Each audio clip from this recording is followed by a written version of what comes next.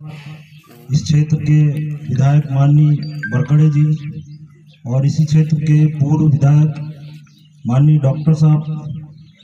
और यहाँ पर उपस्थित मेहंदवानी के टिकाम जी, नारायणगंज जनपद अध्यक्ष माननीय अमान सिंह पोते जी, गोंडवाना गणतंत्र पार्टी प्रदेश अध्यक्ष, जिला पंचायत सदस्य ललिता धुर्वे जी, जिला पंचायत सदस्य बरकड़े जी और सभी उपस्थित सदस्यगण, मातृशक्ति, पितृशक्ति, मेंबर, सरपंच,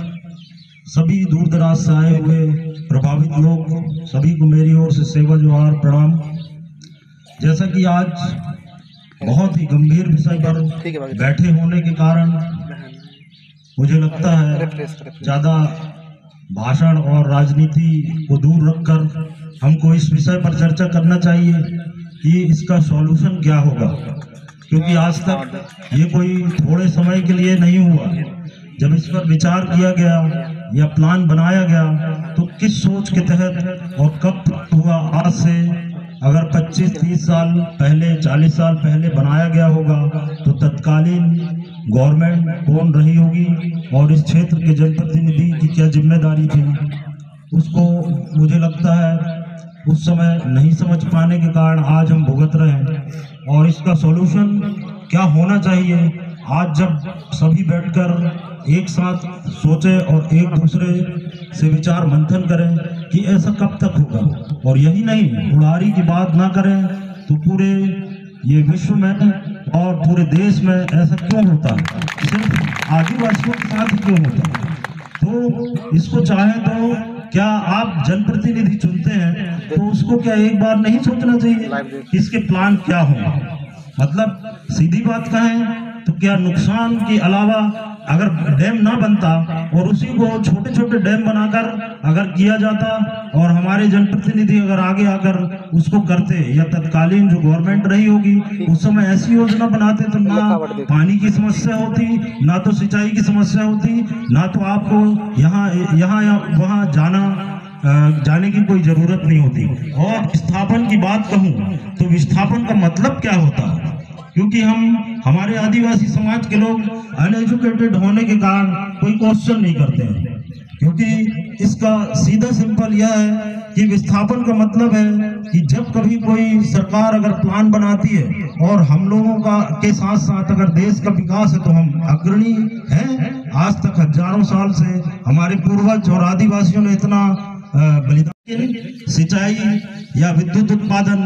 मैं भी एक टेक्निकल हूँ, मैं जानता हूँ बहुत अच्छी तरह से,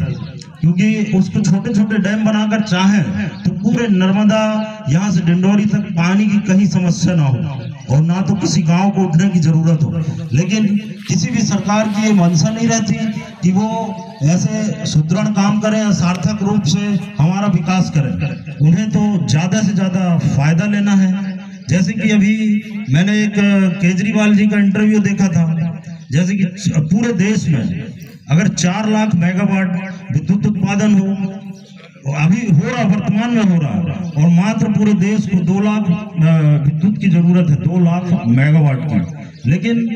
ये पता नहीं सरकारों की क्या सोच रहती कि जो भी बैठा बस आए और 500-1000 करोड़ रुपए कंपनियों से लिए और ठेका दे दिया। लेकिन मैं ये राजनीति की बात नहीं कर रहा हूँ, ये सही बात कर रहा हूँ, क्योंकि मुझे नहीं लगता कि यहाँ ऐसे स्पॉट हैं, यहाँ से डिंडोरी तक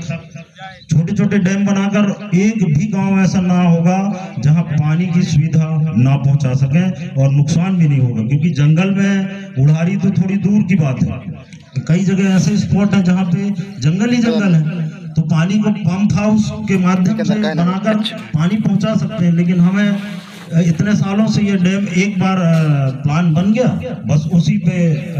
कार्य करना है अगली गवर्नमेंट को, तो उस पर कोई ध्यान नहीं दिया जा रहा है। इसीलिए मेरा सभी जनप्रतिनिधि और जनता से ज्यादा आग्रह है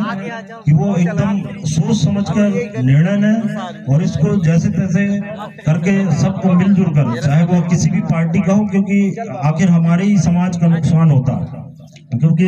राष्ट्रीय उद्यान के नाम पर, डैम के नाम पर ऐसे कई गांव उजड़ गए और वो बसने का कोई भी तरीका नहीं है। क्योंकि जब प्लान बनता है तो आप जमीन के बदले जमीन और घर बनाकर दें, क्योंकि हमारे लोगों को अगर पैसा दे दिया जाएगा तो